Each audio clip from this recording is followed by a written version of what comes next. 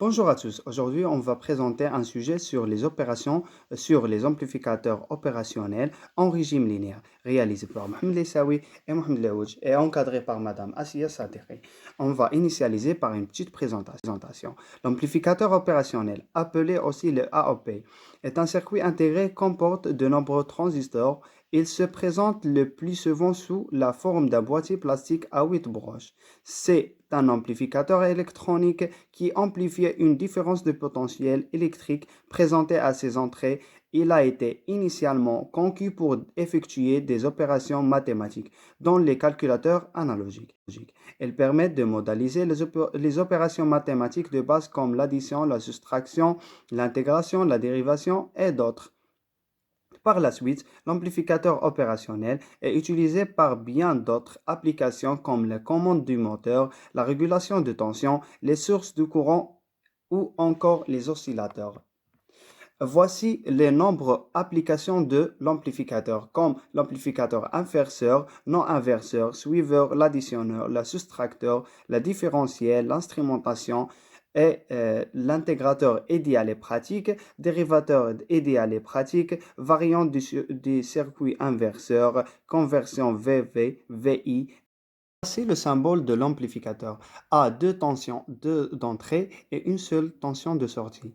Aussi, on a le modèle équivalent de l'amplificateur qui constitue de l'impédance d'entrée et l'impédance de sortie et le gain et la tension de sortie. La fonction principale de l'amplificateur, c'est d'amplifier les tensions et donner la relation suivante. V0 est égal à A fois la différence potentielle de l'entrée. Les caractéristiques de l'amplificateur, c'est l'impédance d'entrée et l'impédance de sortie et le gain d'essai et la tension de sortie qui doit être bornée entre VCC et moins VCC. Dans le modèle idéal de l'amplificateur, on suppose que l'impédance d'entrée est égale à l'infini et l'impédance de sortie égale à 0 et le gain en tension A égale à l'infini et le bon passant égale à l'infini. Les règles de conception et d'analyse.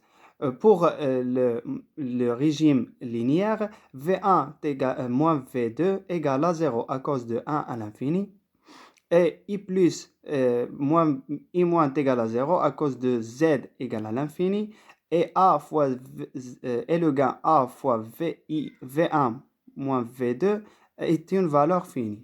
Et voilà la première application de l'amplificateur.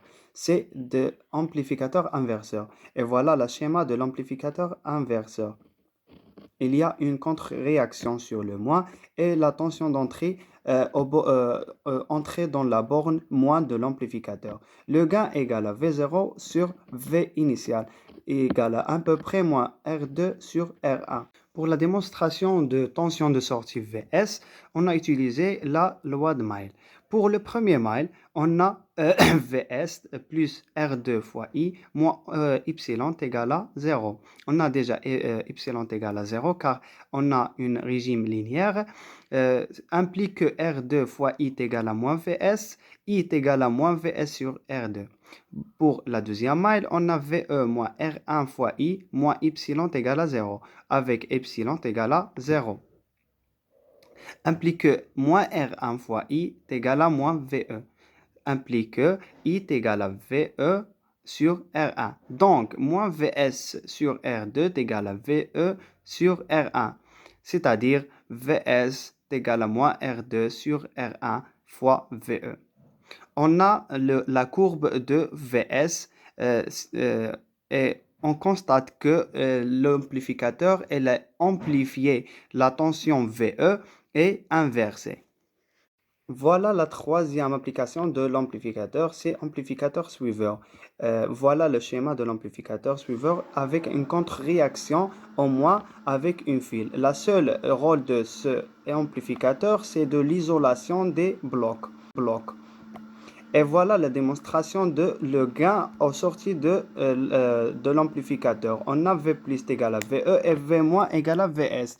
V plus égale à V moins car on a un régime linéaire, c'est-à-dire que VE est égal à Vs. Voilà la quatrième application de l'amplificateur, c'est l'additionneur. Elle fait l'addition entre deux ou plusieurs tensions d'entrée. Et voilà le schéma de câblage de l'additionneur inverseur. Et on a la relation de tension de sortie, c'est égal moins la somme de RF sur RI fois VI. Et voilà la démonstration de l'additionneur inverseur. Dans ce montage, on a utilisé la théorème de Millman. V- est égal à VE1 sur R1 plus VE2 sur R2 plus VE3 sur R1 plus VS sur R2 sur 1 sur R1 plus 1 sur R1 plus 1 sur R1 plus 1 sur R2. Et V plus est égal à 0, car elle est branchée à la masse. On a un régime linéaire, c'est-à-dire V- est égal à V plus, et V plus est égal à 0, c'est-à-dire V- égale à 0, et V- est égal à VE1 sur R1 plus VE2 sur R1 plus VE3 sur R1 plus VS sur R2, le tout sur 1 sur R, 3 sur R1 plus 1 sur R2 est égal à 0. On a simplifié et on donne VE1 sur R1 plus VE2 sur R1 plus VE3 sur R1 plus VS sur R1 est égal à 0. Implique que VE1 plus VE2 plus VE3 sur R1 est égal à moins VS sur R2. VS est égal à R2 sur R1 fois VE1 plus VE2 plus VE3. C'est ça la relation de la tension de sortie dans l'additionneur inverseur. Bonjour tous. Premièrement, je remercie mon collègue Monsieur Leïsaoui pour sa parole. Je vais continuer la deuxième partie avec vous, la deuxième partie des amplificateurs. On va commencer par les amplificateurs soustracteurs, le premier type des amplificateurs différentiels. Pour les amplificateurs soustracteurs, si on souhaite soustraire deux tensions, on déclarait une tension tout en amplifiant ou tout en l'éteignant le montage soustracteur à ampli OP est considéré idéal. Un amplificateur OP et ses quatre résistances permettent de réaliser la soustraction de deux tensions. Ce montage aussi permet d'ajuster le gain total ou de donner une importance différentielle à chacune des deux tensions. Autrement dit, des coefficients de pondération qu'on peut choisir. Pour le deuxième type d'amplificateur différentiel, on a l'amplificateur différentiel à deux amplificateurs. Euh, est considéré un amplificateur électronique dont le signal de sortie est proportionnel à la différence entre deux signaux d'entrée. Et peut être considéré aussi comme un comparateur linéaire ou à courant continu. Le soustracteur de base d'un amplificateur différentiel comporte deux composants actifs identiques dont la partie commune à l'entrée et la sortie est reliée à un élément à courant constant. Si le courant qui traverse une des branches augmente, l'autre de nécessaire diminuer, la sortie se trouve ainsi différentiellement et par répercussion l'entrée. Et aussi, on ne va pas oublier la partie idéale des amplificateurs, des différents types des amplificateurs. Par exemple, on a l'amplificateur intégreur idéal. Ses caractéristiques, c'est application CC, c'est temporisation. L'application CA, c'est conversion onde carrée vers onde de danse d'ici des phaseurs de 90, moins de 90 degrés. Comportement d'ampli inverseur avec L2 remplacé par ZC et permet de faire du calcul intégral parce que V0 est proportionnel à l'intégrale de VIN. Voilà ici des formules pour bien faciliter la compréhension de cet intégrateur idéal. On a IA égale à VIN sur R et IA égale à moins C d de V0 dt. Donc on trouve que V0 égale à moins 1 sur RC, l'intégrale de VIN dt. Voilà un schéma explicatif pour comprendre l'intégrale idéal. Dans la partie idéale, on trouve aussi un amplificateur dérivateur idéal qui a trois caractéristiques. Permet de calculer une dérivée tout simplement. Comme l'intégrateur idéal met en permute R et C. Et troisième caractéristique, c'est que plus la fréquence augmente, plus le gain augmente. Et aussi, on a un schéma explicatif. On a une tension d'entrée VIN, un condensateur C, la tension divisée par 2, V2 et V1. V2 entre à la partie négative de l'amplificateur, V1 qui est connecté par la terre à la partie positive de l'amplificateur. On a une résistance connectée à la tension V2 et on a la tension V0 qui va être dérivée. Et comme même chose dans tous les domaines, on a la partie idéale et en même temps on a la partie pratique. On va parler un petit peu de la partie pratique des amplificateurs, euh, spécifiquement les intégrateurs et les dérivateurs.